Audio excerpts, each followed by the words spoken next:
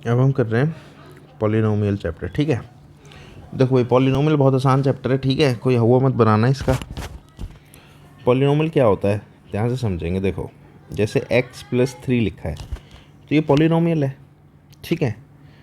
और अगर x+3 = 0 लिखा है या तो ये इक्वेशन होती है, ये पॉलिनोमियल नहीं होता है। ये बात समझनी है सबसे पहले। तो पॉलिनोमियल और इक्वेशन में फ़र्क क्या होता है?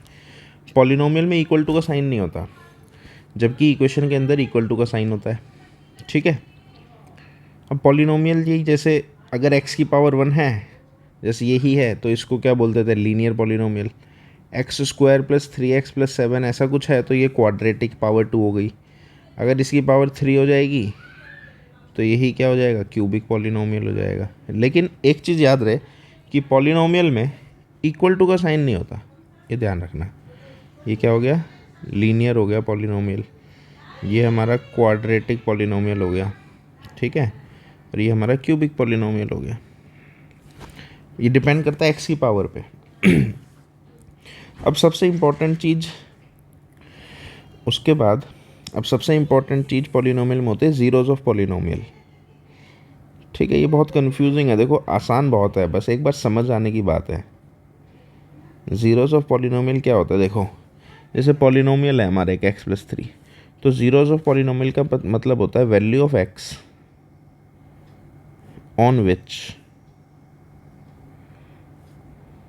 y इज़ 0 या फिर पॉलिनोमियल इज़ 0। अच्छा, पॉलिनोमियल को y सिंबल से रिप्रेजेंट किया जाता है या फिर p ब्रैकेट में x। अगर p ब्रैकेट x मतलब पॉलिनोमियल ऑफ x, ये पॉलिनोमियल का सिंबल होता है।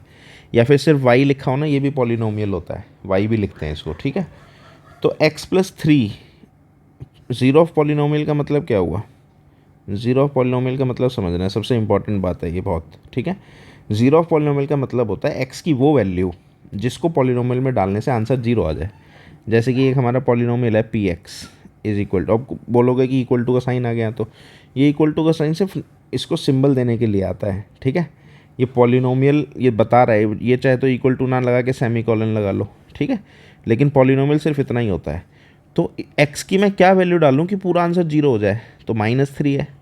अगर मैं x की जगह -3 लिख दूँ यहाँ पे, तो क्या हो जाएगा? हमारा पॉलिनोमियल 0 हो जाएगा। लेकिन x की जगह और कोई वैल्यू डालो तो नहीं होगा ऐसा। तो हम क्या बोलेंगे? x = -3 is a zero of given polynomial, ठीक है। ये चीज़ 9th क्लास में भी पढ़ी होगी, लेकिन कोई बात नहीं, अभी ध्यान नहीं है। तो पॉलिनोमियल का ज़ीरो क्या होता है? ये बहुत इंपॉर्टेंट है। ज़ीरो ऑफ पॉलिनोमियल होता है पॉलिनोमियल की x की वो वैल्यू जिसको डालने से हमारा पूरा पॉलिनोमियल 0 हो जाए, ठीक है। अब जो बात बताई थी कि भाई ज़ीरो ऑफ पॉलिनोमियल क्या होता है? x की वैल्यू जिस पे फॉर विच y 0 हो जाए, ठीक है। तो अब हमें इस ग्राफ को देख के बताना है। द ग्राफ दिया हुआ है हमें पॉलिनोमियल का, कोई भी पॉलिनोमियल है। Find the number of zeros, इसके ज़ीरोज़ कितने हैं? तो अभी मैंने बोला था ज़ीरोज़ क्या होता है? ज़ीरो का मतलब x की वो वैल्यू जिस पे y 0 आ जाए। अब आपने x एक्सिस ग्राफ के बारे में आपको एक बात बता देता हूँ मैं। ग्राफ के ऊपर क्या होता है? ऑन x एक्सिस के ऊपर y की वैल्यू क्या होती है? 0 होती है। जैसे ये x है, इसको ये जितनी भी पूरी लाइन है ना, ये पूरी लाइन पे y की वैल्यू क्या है? 0 है यहाँ पे। याद रखने वाली बात है, ठीक है। और ऑन y एक्सिस के ऊपर x की वैल्यू क्या होती है? 0 होती है, ध्यान रखना है। क्यों? क्योंकि देखो, जैसे ग्राफ होता है, हाँ, इस ग्राफ में मानो ये पॉइंट है। पॉइंट क्या होता है? मानो ये पॉइंट है 1,0, 2,0, 3,0, ऐसे ये -1,0, -2,0। तो इसमें आगे वाला x होता है, पीछे वाला y होता है। तो x की कोई भी वैल्यू हो, देखो y हमेशा क्या आ रहा है? 0। इसीलिए ऑन x एक्सिस y क्या होता है? 0। ऐसे ही जब x इस पे आओगे y एक्सिस पे, तो इसके सारे पॉइंट क्या होंगे? 0,2, 0,1 ऐसे चलेगा ये, ठीक है। और ऐसे ये नीचे क्या है? 0,-1, 0,-2, क्योंकि y एक्सिस पे x की वैल्यू क्या, y एक्सिस पे x की वैल्यू क्या होती है? 0 होती है, ध्यान रखनी है बात, ठीक है। अब हम क्या करेंगे कि अब हमें ये बताना है कि इस ग्राफ में कितने ज़ीरोज़ हैं, हाँ। अब ग्राफ के बारे में एक बात और बता दूँ। देखो, जो लाइनें होती है ना हमारी, जो x और y एक्सिस हम बनाते हैं, ये x और y एक्सिस तो सिर्फ हमें रेफरेंस के लिए दी होती है। हमारा एक्चुअल में ग्राफ होता है ये लाइन जो बनी हुई है। अब आप बोलोगे ये प्लस वाला जो साइन होता है, ग्राफ सिर्फ नापने के लिए होता है। एक्चुअल में ग्राफ ये होता है, ठीक है। तो आप एक बात बताओ, इस ग्राफ ने वाई एक्सिस को टच किया ना, यहाँ पे एक जगह टच किया, तो यहाँ पे टच करने से x की वैल्यू 0 हो गई। इस ग्राफ में x की वैल्यू 0 का है, सिर्फ यहाँ है, लेकिन इस y की वैल्यू 0 तो आई नहीं कहीं भी, तो इसीलिए it has no zeros. Number of zeros जो हैं इसके जो नंबर ऑफ़ ज़ीरोज़ कितने हैं, 0 है।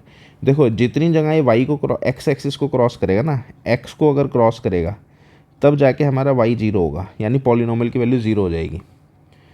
मैंने अभी बताया ना क्या होता है कि x एक्सिस के ऊपर ये जितनी जहाँ पे टच कर, अगर ये लाइन x एक्सिस को क्रॉस कर जाए तो यहाँ पे आने पे y की वैल्यू 0 हो जाएगी, और y यानी px पॉलिनोमियल की वैल्यू 0 हो जाएगी। तो अगर ये इसको क्रॉस करेगा x एक्सिस को तभी इसका 0 आएगा, ठीक है, ध्यान रखने वाली बात है। तो इसीलिए इसने कहीं भी x एक्सिस को क्रॉस नहीं किया ना, इसीलिए इसके नंबर ऑफ़ ज़ीरोज़ कितने हैं, 0, कोई आंसर नहीं है इसका। अब जैसे ये सेकंड पार्ट है, अब इसने x एक्सिस को यहाँ पे क्रॉस किया है, ठीक है। अब आप सपोज़ करो यहाँ की वैल्यू अगर मैं निकालूँ, यहाँ पे x की वैल्यू क्या है मुझे नहीं पता आई, ठीक है, ये ग्राफ से जाएँ तो क्योंकि वैल्यू नहीं दी हुई, लेकिन मुझको एक बात पता है कि y की वैल्यू 0 100% है, क्योंकि x एक्सिस के ऊपर y 0 होता है और y 0 यानी कि px 0 है। तो कितनी जगह क्रॉस किया इसने, एक जगह। सो देयरफॉर हम क्या लिखेंगे, नंबर ऑफ़ ज़ीरोज़ हमारे कितने इस पॉलिनोमियल के, 1, ठीक है। हमें यही बताना है इस क्वेश्चन में, क्या बताना था, find the number of zeros in each case. तो फर्स्ट केस में तो क्रॉस ही नहीं कर रहा है एक्स एक्सिस को, इसीलिए कोई 0 नहीं है। सेकंड केस में एक्स एक्सिस को कितनी जगह क्रॉस किया इसने, एक जगह, इसीलिए 0 1 हो गए। अब जैसे ये है, अब इस ग्राफ में देखो यहाँ यहाँ और यहाँ, इन तीनों जगह एक्स की वैल्यू कुछ होगी हमें नहीं पता, लेकिन y की वैल्यू 0 होगी यहाँ पे। ऐसे ही सिमिलरली यहाँ पे x की वैल्यू क्या है मुझे नहीं पता, लेकिन y की वैल्यू 0 हो गई। सिमिलरली यहाँ पे x की वैल्यू क्या है मुझे नहीं पता, लेकिन y की वैल्यू क्या हो गई, 0। तो तीनों जगह 3 वैल्यू डालने से y की वैल्यू 0 आ रही है, लेकिन x की वैल्यू अलग अलग है हर बार। तो देयरफॉर इसके जो नंबर ऑफ़ ज़ीरोज़ हैं, नंबर ऑफ़ ज़ीरोज़ कितने हो जाएंगे इसके, 3, ठीक है। इसके नंबर ऑफ़ ज़ीरोज़ हमारे कितने हो जाएंगे, 3 हो जाएंगे, क्योंकि इसने 3 बार क्रॉस किया है इस एक्स एक्सिस को, ठीक है। ऐसे यहाँ पे अब ये 2 जगह क्रॉस कर रहा है, यहाँ पे और इधर। अब यहाँ पे x की कुछ ना कुछ वैल्यू होगी, लेकिन y की वैल्यू 0 होगी। ऐसे यहाँ पे भी x की कुछ ना कुछ वैल्यू होगी, y की वैल्यू 0 होगी।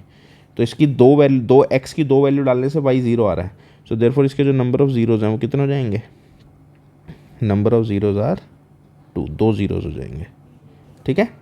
ऐसे नेक्स्ट फिफ्थ पार्ट। अब फिफ्थ पार्ट में कितनी जगह क्रॉस कर रहा है, 1 2 3 4, एक्स एक्सिस को देखना है कितनी जगह क्रॉस कर रहा है। क्यों, क्योंकि हर बार यहाँ पे y 0 होगा, यहाँ पे भी y 0 होगा, यहाँ पे भी y 0 होगा, और यहाँ पे भी y 0 होगा। तो कितनी बार 0 आ रहा है, 4 बार आ रहा है ना। So therefore number of zeros हमारे यहाँ पे कितने हो जाएंगे, number of zeros are 4, 4 zeros है हमारे पास, क्योंकि 4 बार y की वैल्यू 0 आ रही है। ऐसे यहाँ पे 1 2 और 3। तो देयरफॉर हमारे यहाँ पे जो नंबर ऑफ़ ज़ीरोज़ होंगे वो कितने हो जाएंगे, 3 हो जाएंगे, ठीक है।